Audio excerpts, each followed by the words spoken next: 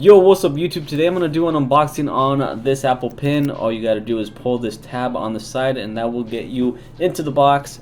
Yeah. Look at this magical unwrapping. It's like a holiday right now. Alright, how do you open this box? It's not opening through there. Oh, there's a tab right here. Pull. And there we go, guys. Very nice. Designed by Apple in California. I did not know that. Okay. Alright, so this is the pin. There's a pretty good point right there. It's pretty solid. It has pretty good weight to it. I'm impressed. This is way better than the Note pin on the Note 9 or 10. Whatever version you got, number 8 is alright. But yeah.